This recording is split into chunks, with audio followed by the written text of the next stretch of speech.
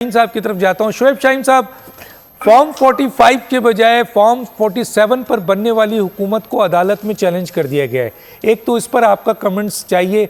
दूसरा, क्या वजूहत है कि पीटीआई के लीडरशिप यानी कायद की तरफ से जो लेटर लिखा जा चुका है या लिख दिया गया है या पहुंच चुका है IMF के पास कि ये कहा यह जा रहा है कि ये लेटर पाकिस्तान के अंदरूनी मामलात में मुदाखलत की दावत है, कैसे देखते हैं इन दोनों बातों को? देखिए, पहले वाले सवाल पे तो मैं आ जाऊं। फॉर्म 45 है क्या?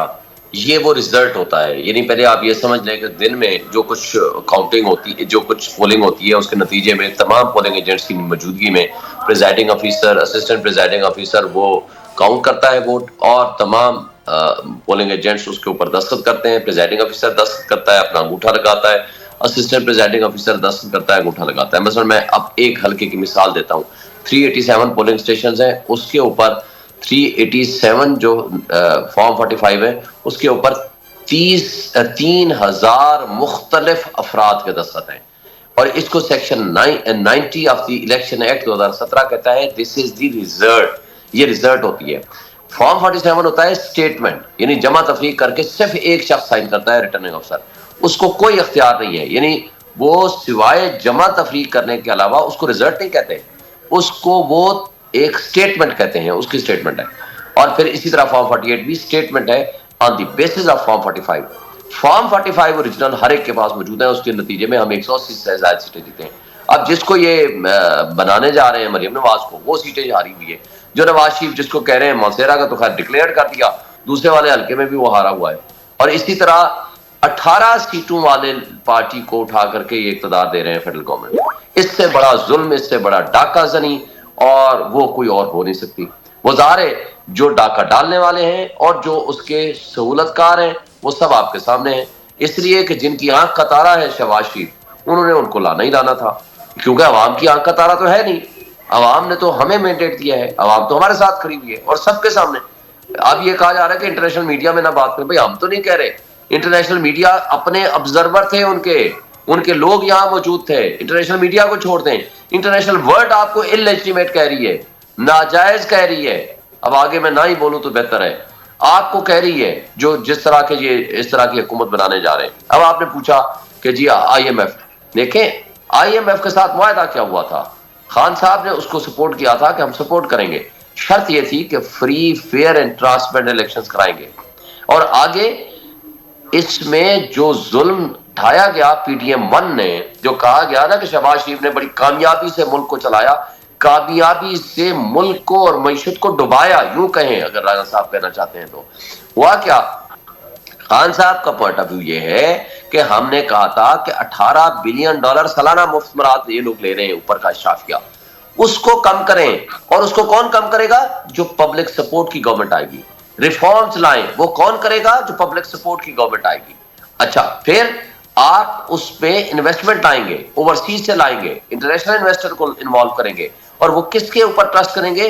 जो पब्लिक सपोर्ट की गवर्नमेंट होगी, ताकि free, fair and transparent elections हो, लोग उसके ऊपर ट्रस्ट करें।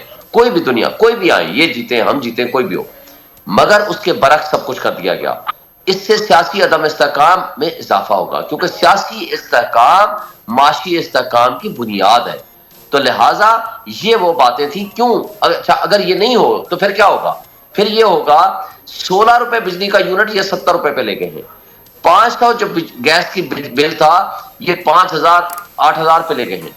अब खुदा न खास्ता अगर इसी को एज इट इज कंटिन्यू करते हैं, क्योंकि इन्होंने ना इनमें कैपेसिटी है, ना कैपेबिलिटी है, ना ये कर सकते हैं, क्योंकि पब्लिक इनको एक्सेप्ट नहीं करेगी, पब्लिक की इनको सपोर्ट नहीं होगी। इन्होंने तो पब्लिक से वोट नहीं लिया, वो पब्लिक ने इनको वोट नहीं दिया, तो अब करेंगे क्या? इसका नुकसान ये होगा कि 70 रुपए जो बिजली का यूनिट है ये 170 पे ले जाएंगे। जो 500 से 5,000 चले, ये तो वो फेस करेंगे। ये तो शोएब शाहीन साहब उनको अगर वो अपनी कारकर्दगी दिखा गए, अगर वो अपनी कारकर्दगी दिखा गए तो फिर डेफिनेटली आवाम उसका रिएक्शन देगी, और नहीं दिखाएंगे तो वो जवाब दें। मेरा जो सवाल है कि आपने IMF को आपने जो लेटर लिखा है इसका जवाब देना। IMF को जो आपने लेटर लिखा है, IMF को जो आपने लेटर लिखा, वो उस लेटर पे जो IMF का रिएक्शन है वो मैं आपके सामने रखना चाहता हूं।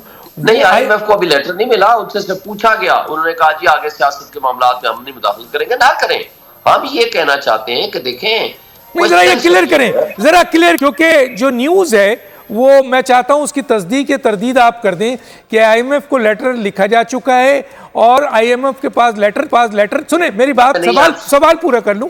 IMF کے پاس لیٹر جا چکا ہے, IMF نے اس لیٹر کو پڑھنے کے بعد یہ جواب دیا ہے کہ ہم ان معاملات پہ کوئی ریمارکس نہیں دینا چاہتے, لیکن ہم نئی حکومت کے ساتھ کام کرنے کو تیار ہیں.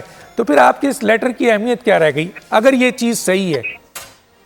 دیکھیں میرے نالج میں نہیں ہے کہ خط لکھا گیا, میرے نالج میں نہیں ہے کہ جواب کیا آیا, مگر میں ایک بات کہنا چاہتا ہوں, ہم نے تو اس بات پہ وارن کیا ہے کہ جو ملک کے مسائل میں اضافہ کرنا چاہتے ہیں یہ لوگ وہ نہ کریں. ہم نے یہ نہیں کہا قرض نہ دیں, ہم نے کہا ہے کہ لیجٹیمیٹ گورنمنٹ ہو. جو شرط رکھی گئی تھی ٹرانسپیرنٹ الیکشنز کی, ان کو ان کے ساتھ مذاکرات میں یہ بھی شامل کیا جائے کہ اس کا جوڈیشل کمیشن کے ذریعے اس کی ویریفیکیشن ہو, اور جس کو لیجٹیمیٹ گورنمنٹ ہے وہ آئے تاکہ ریفارمز کر سکیں. اور جو شرط تھی اور جن ٹرمز پہ ہم نے سپورٹ کیا تھا وہ ٹرمز یہ تھی کہ اس کے لیے ریفارمز کریں گے, اور ریفارمز کرنے کی نہ ان کی کیپیسٹی ہے, نہ ان کی نیت ہے, نہ ان کی ول ہے, نہ اسکل ہے. تو اس کے لیے ہم نے ان کو انفارم کیا, اور وہ انفارم ان کنسیڈریشن پہ کیا, کنسیڈریشن پہ ہم نے ان کے ساتھ مذاکرات کے اوپر سپورٹ کرنے کا وعدہ کیا تھا.